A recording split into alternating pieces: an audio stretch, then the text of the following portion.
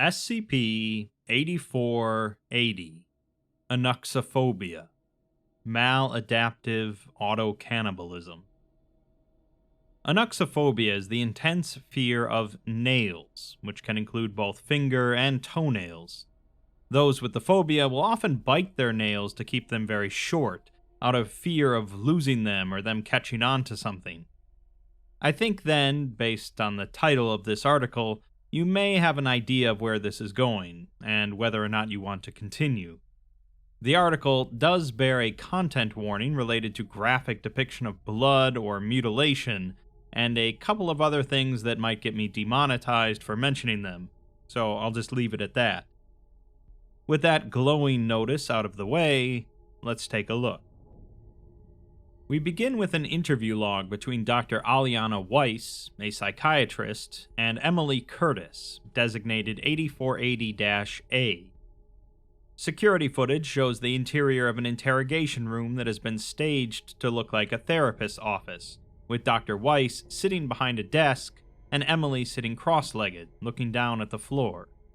Her right hand is bandaged, showing partial blood staining, the concentration of which is centered on the tip of her index finger. Weiss asks if she's been holding up well and if she's making any friends, before saying that she's here to be her friend. Emily can't believe that she thought that would work on her, and Weiss blushes, apologizing and saying that she's been talking to 8-year-olds all morning. Emily just asks when she can go home, and Weiss replies when she's had a bit of a chance to breathe. She has some questions for her, causing Emily to roll her eyes and look out the window, saying that of course she does. She stares at her bloody finger, wrapped in gauze, before biting her lip and tearing at the skin. Shivering, she drops her hand by her side and tells her to just ask what she really cares about. Weiss asks in turn what she thinks she cares about, and Emily lays back on the couch and stares at the ceiling, stating that she wants to ask why she snapped. It's not like the other times, though. Weiss tells her to just start with what happened, and Emily says that she was at school for an exam, and she was feeling anxious, as she wasn't ready. Weiss asks her to tell her more about the test, and Emily hesitates, starting to chew the nail on her thumb. She says that she had to pass this exam, as she's not a bad student, she just gets overwhelmed and ends up missing classes. This exam was her only hope, and they were all in there, desks in perfect lines, perfect students ready to ace the exam, and then there was her.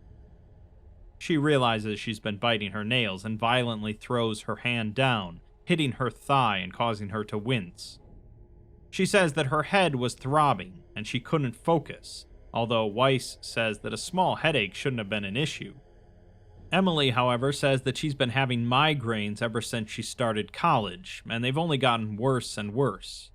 She can almost feel the headaches in her entire body, so when she looked at the exam and her head started to swim, she panicked. She had to pass, though, so she started writing. Weiss asks how the incident occurred then, causing Emily to remark that she's worse than her last therapist. She doesn't know why they wouldn't let her finish writing. She begins biting her left thumbnail again and says that whenever she can't think, she bites her nails to help her focus. She starts to hear people around her muttering, but between the exam and her headache, it was just noise. She gets to the end and her brain shuts down, screaming in pain, yelling at her that she doesn't know what she's doing. She's pushing through, biting the skin around her nails. The controlled pain helps, and she doesn't even pay much attention while she chews. She has to finish this essay, or her parents would kill her. That's when people started talking around her, but she didn't look up, as she couldn't waste any more time. Then a girl behind her screams at the top of her lungs, but she kept writing. Then the proctors came over and started yammering, as if it wasn't already hard enough to keep her thoughts straight. So she told them to just let her finish writing this sentence and then she could talk, but they demanded it. Then one of them touched her on the shoulder, so she spun and pushed him away, and she thinks she yelled at him too, but she can't remember. She remembers blood, a few flecks across the top of her exam, which she tried to wipe away. She then tasted it in her mouth, dripping down her lips, and saw more blood dripping down her arm.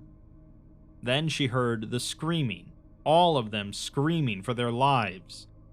Her head was throbbing, the room was spinning, and she couldn't concentrate on the sentence, so she turned to see the proctor, standing there covered in her blood and staring at her in terror. There was a crack of pain that pulled her out of her spiral, and that's when she saw her finger. She didn't even feel it, as she was just biting her nails, but she had bitten off the tip of her finger, through the bone. She tried to finish her exam, but then the blood kept dripping onto her page, and when she was trying to clean it up and save her exam, the paramedics showed up. They dragged her out, and now she's here. We're then given the SCP document for SCP-8480 with the Keter containment class. 8480 refers to an anomalous mental disorder that typically manifests in children between the ages of 3 to 14. Infected subjects exhibit the following symptoms: moderate to severe anxiety, headaches or migraines, moderate to severe nail biting, moderate to severe skin chewing, accelerated cellular regeneration and healing, and significantly high pain thresholds, especially in their fingers. 8480 is believed to be triggered when any child experiences extreme, persistent anxiety or undergoes a traumatic event. While under said mental duress, if the child bites their nails as a coping mechanism, they will be infected with 8480. They will then experience varied rates of symptomatic progression, typically linked to internal and external stressors.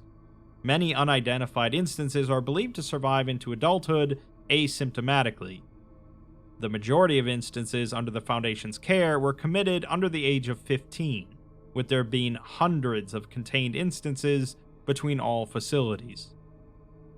Emily was significantly older than all other instances when first recovered at age 20.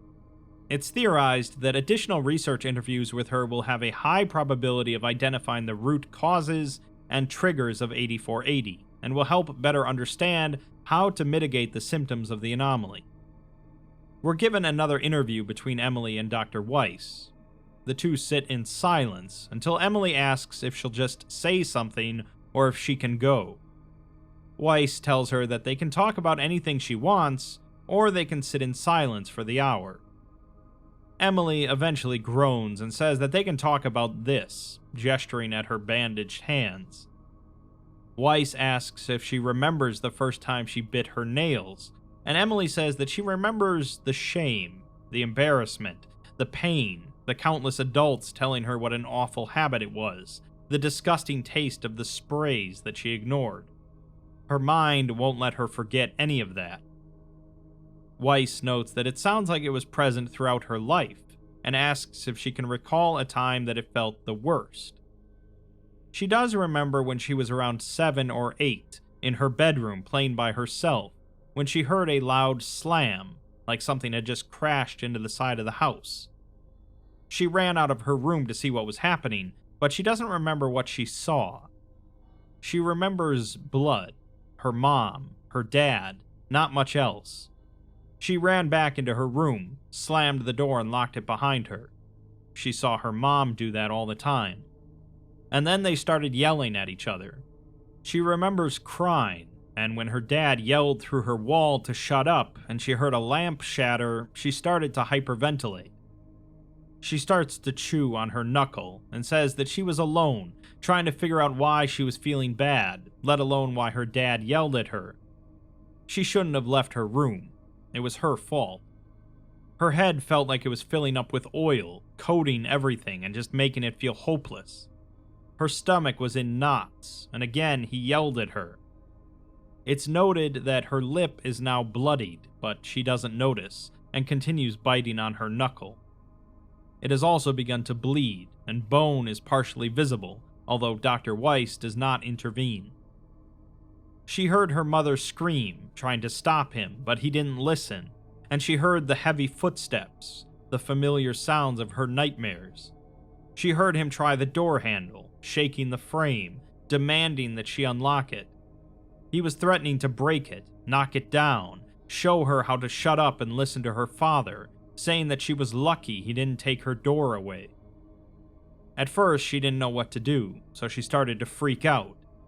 She thinks it was a panic attack, thinking back to it, so her mind is screaming that she's a failure, her dad is pounding on the door, and she knows she's going to get in trouble.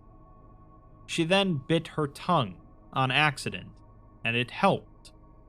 As the pain throbbed on her tongue, she felt the pain in her head go down, and it turns out that biting her nails, ripping at the edges of her fingers, it all helped. She used the piercing intensity of the hurt to focus, centering herself around her pain, calming herself through the overwhelming feelings.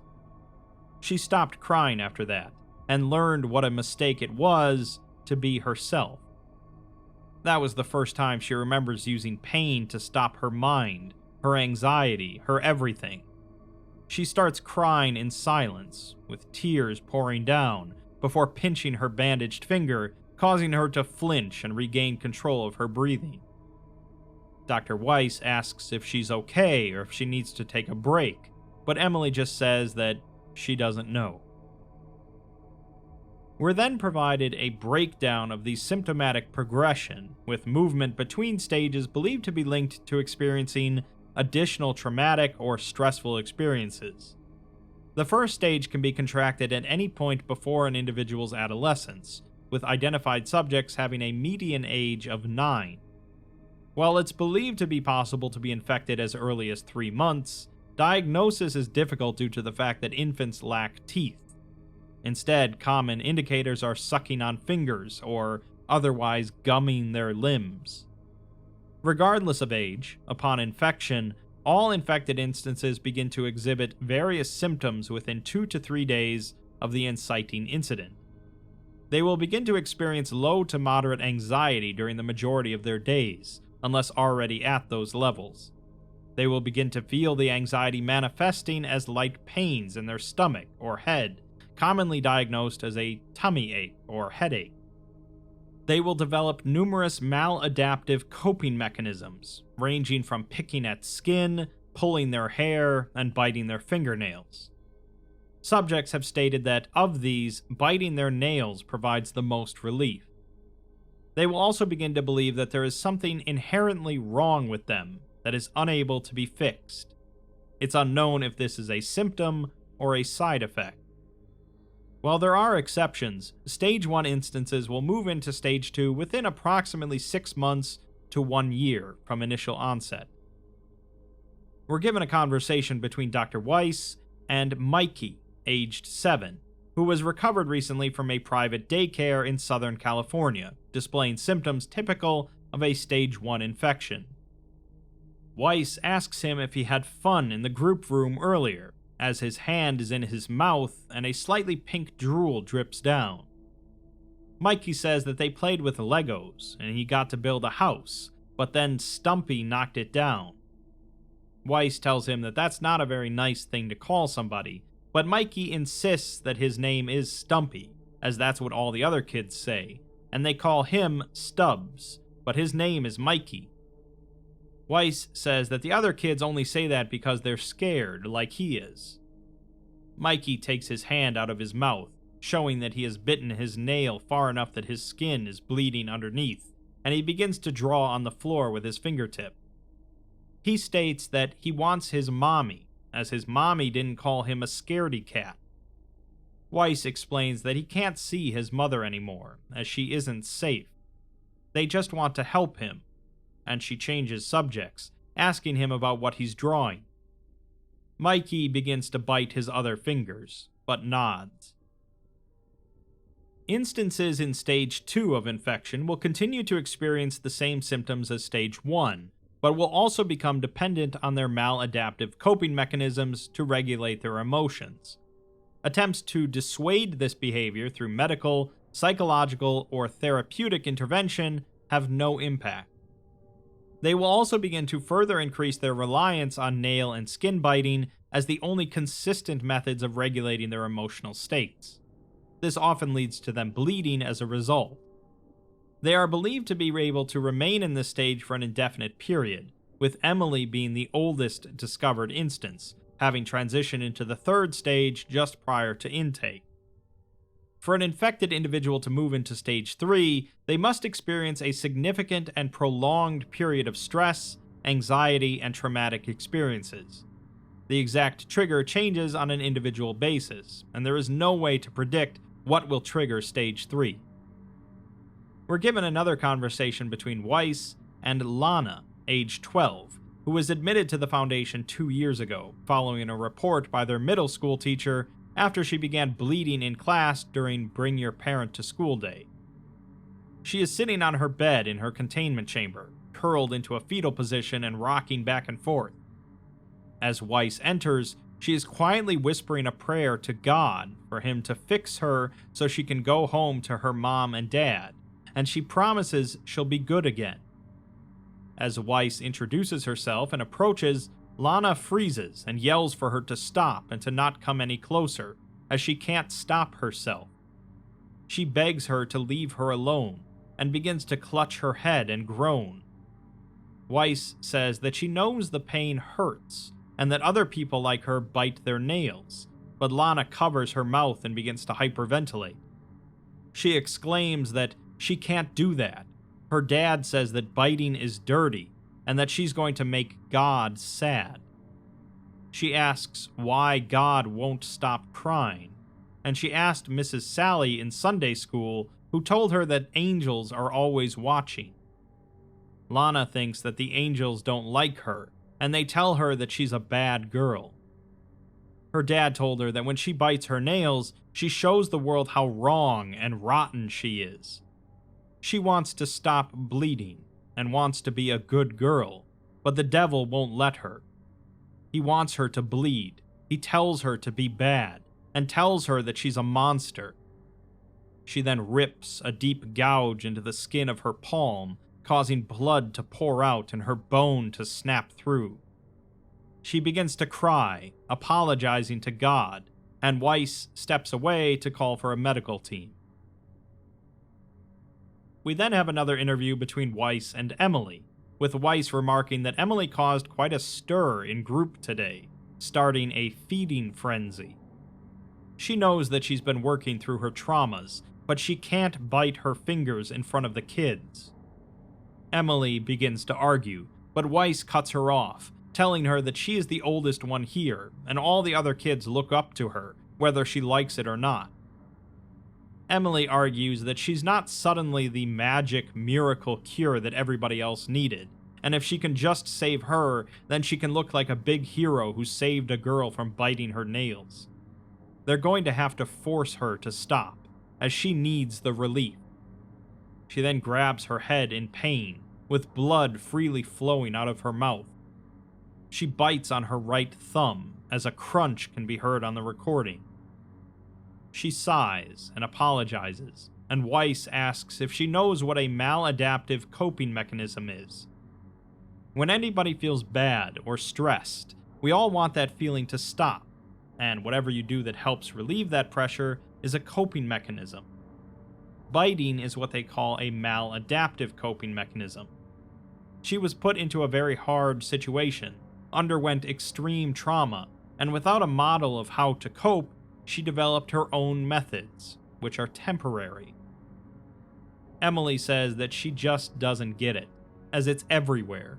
Every second, every moment, every breath, every step, everything that she does in her entire life. She is always in pain, always terrified. She feels her skin crawling back up her bones, like it's taunting her to rip it off again. She says that everybody has every finger bandaged, because they can't bear to look at them. They can't live in a world where their nails will always grow back. She tightens her hands into fists, reopening wounds, and blood begins to seep through the gauze. She says that they feel like monsters, not because they eat their own fingers, not because they have them locked up in boxes, not even because some of the people they let work here say it to their faces. They feel like monsters because their body is wrong. They are wrong, and they're just trying to correct that. She's just so tired of feeling like this every day. Weiss offers a tissue to her, but she refuses, wiping her tears with bloodied hands. Weiss says that the worst thing about maladaptive coping mechanisms is that they work.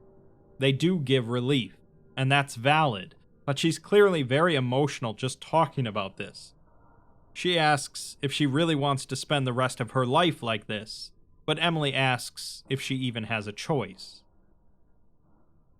Stage 3 of the infection means that the individuals are unable to be helped beyond mitigation of symptoms and involuntary reduction of self-inflicted injuries. All previous symptoms are heightened, ranging from moderate to severe levels, with the addition of some more anomalous effects. The skin and muscles in their fingers and hands will soften, becoming easier to rend, and when an instance bites their finger, nail beds, or hand, the anomaly will create nerve blockers and trigger the production of endorphins. This results in the reduction of pain, as said endorphins create a momentary sensation of pleasure. Their teeth will also harden, allowing them to bite through not only flesh, but bone as well, and will begin to exhibit enhanced cellular regeneration, causing an accelerated regeneration of tissue. They will progress to compulsively consuming all flesh and fingernails surrounding the bones of their fingers, which, due to their enhanced healing rates, will result in the subject continually requiring that they consume their own flesh to avoid extreme emotional distress. They will universally express the fear that they are broken and that they do not view themselves as human. This extends to losing a desire to eat anything other than their own body, be active, or engage in any activities. While research is underway to determine how the anomaly can be cured or neutralized, there is currently no cure for 8480. They will continue to experience these symptoms until total biological death. We're provided a conversation between Weiss and Jordan, age 15, who has been in Foundation containment for 8 years, being one of the most advanced cases in containment. He is in a therapy room, restrained with leather straps, and Weiss asks if he's ready to try again. Jordan says that if she lets him move his arms again, then maybe, but Weiss says that they both know they can't do that. Jordan insists that he's changed, and he's better. He's not a monster anymore, and he just wants to go home. He won't tell anyone about her or this place, and he'll just go home and play games with his friends. Weiss tells him that he knows that it's not safe for him to leave, as he's a danger to himself, and going home will just make it worse.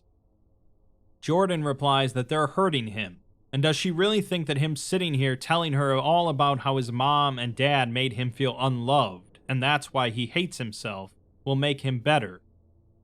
Weiss tries to tell him that he has to want to be helped, but he says that he doesn't. He's fine, and he knows that he's not a monster. It's just that nothing helps but biting. It doesn't hurt.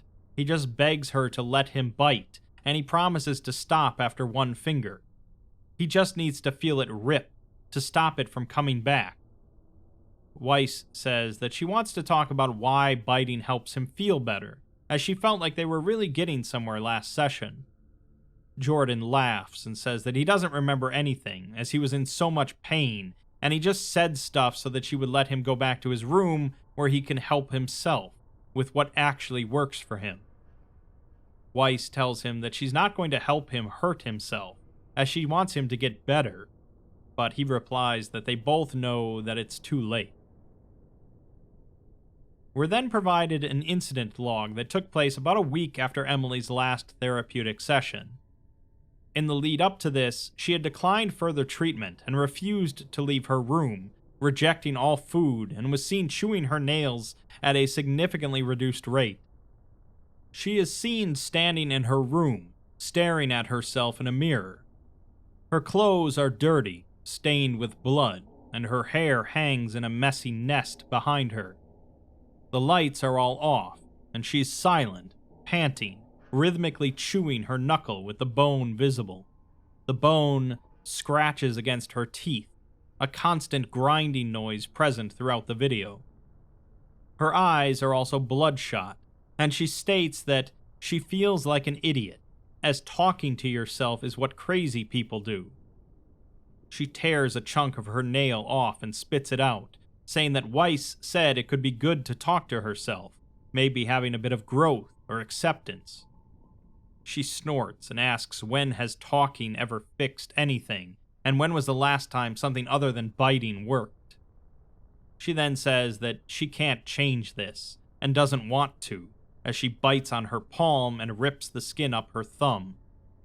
She knows that it's wrong, that she could be healthier, and maybe even start working on being better, but it's easier to just keep biting. It's safe, it's familiar, it's always worked, it makes her feel better. She then sneers, and says that so did her bedroom, and the house, and even her dad used to feel safe. She then grabs her right wrist with her left hand, and says that Dad didn't know, he didn't mean it. She manages to pull her right hand away from her mouth, sinews stretching and snapping as she does. She says that she doesn't know that, as she can't know what goes on in the minds of monsters. She attempts to bite her nails through her hand wraps, and says, "Stop," as she doesn't have to listen. She tries to hit her hand away, but it doesn't work, and she says that she does have to listen, because she's a coward, and too scared to quit. She states that she bites because it makes her feel better, and then says that she bites because it's easy. It's a cop-out, and she knows it. She asks if she thinks she likes this, likes hurting every day, feeling like her skin is screaming to be ripped off, begging for the relief of death. Does anybody enjoy what she puts herself through, just to be able to focus for a single minute? They don't eat anything but themselves because they don't want to. They're always full. She begins to cry, her tears mixing with the blood on her face, and says that if she doesn't like it, just stop.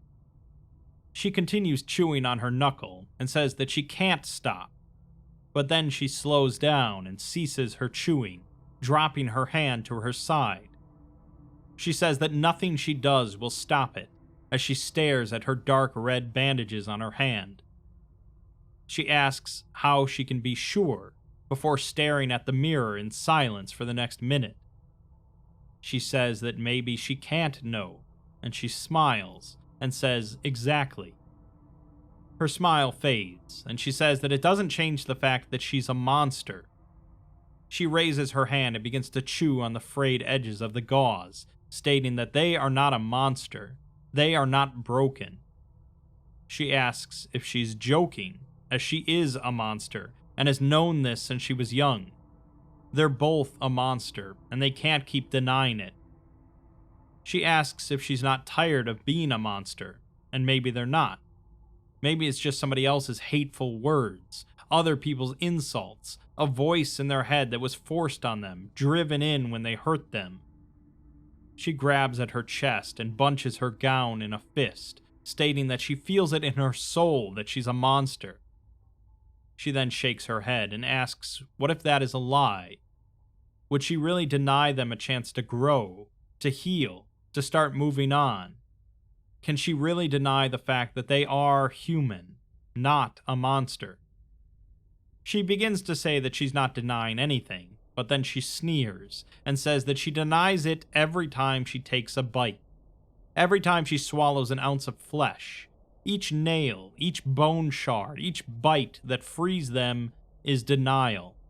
She is just playing the monster. She throws her hands to her sides, her skin in a state of mid-healing, and she asks what is she supposed to do. She shrugs and just asks, what if they didn't bite their fingers? She rolls her eyes and says, sure, like it wouldn't drive her insane with pain, but then says to just shut up and listen for a second. Weiss is right, that she is stronger than she thinks, the things she's been through. She has spent years running from this, hiding in every blood drop, delving deeper and deeper into the twisted knots of flesh that grow back, chasing after a dream of normalcy. The people around her, the doctors here, cast her as the monster. To them, she will always be a monster, as who else would cause that much suffering just to stop a little headache? She snorts and asks what she suggests they do, and then says that they move on. They start to heal.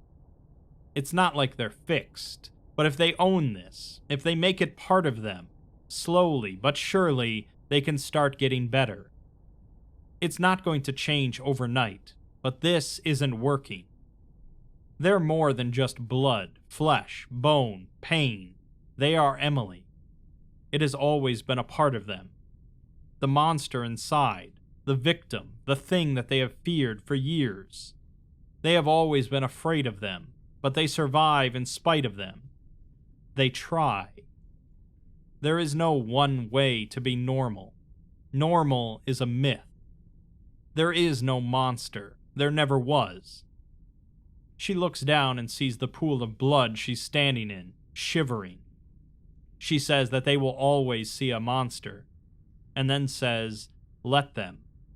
Who cares if they never change their minds? She knows the truth. She is no more monstrous than they are. Immediately following this incident, she sat in silence on her bed, staring at her hands. They began to visibly swell, especially on each finger, and she appeared to be smiling as they did. 1 hour later, she began to rip at her hand dressings, removing them and throwing the torn gauze on the floor. The subject's hands appeared red and raw, and a black, chitinous growth had erupted through the skin, terminating in a sharp, jagged point. She expressed glee in reaction, flexing her newly grown anomalous appendages. Moments later, the feed from her cell was lost, as she utilized her anomalous mutations to escape containment, injuring 3 Foundation security members in the process. She is still missing and considered a threat to safety and normalcy, with her neutralization considered high priority. Following this, the file was revised to include updated containment procedures and a new stage of the progression of infection.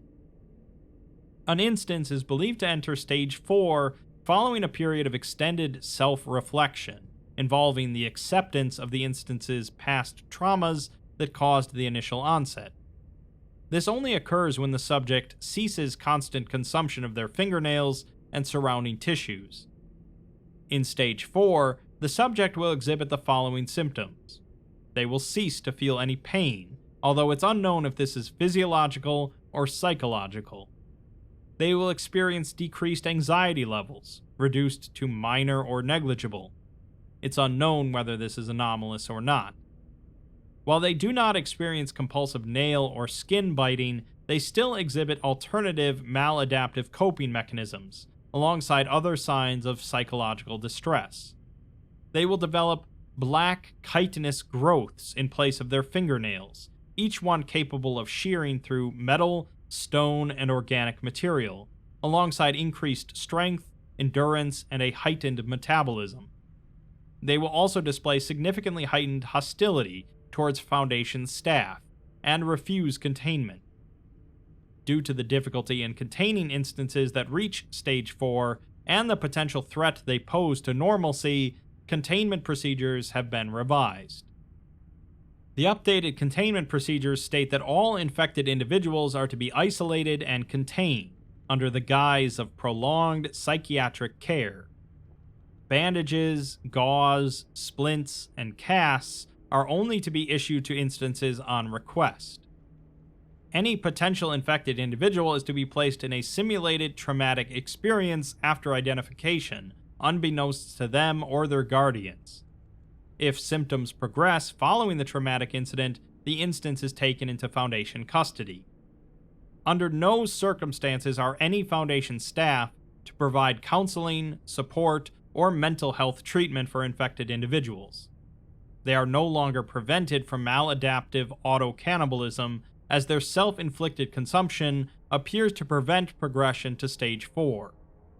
As a result, infected only require food and water once monthly, and are to remain in solitary confinement at all other times, in perpetuity.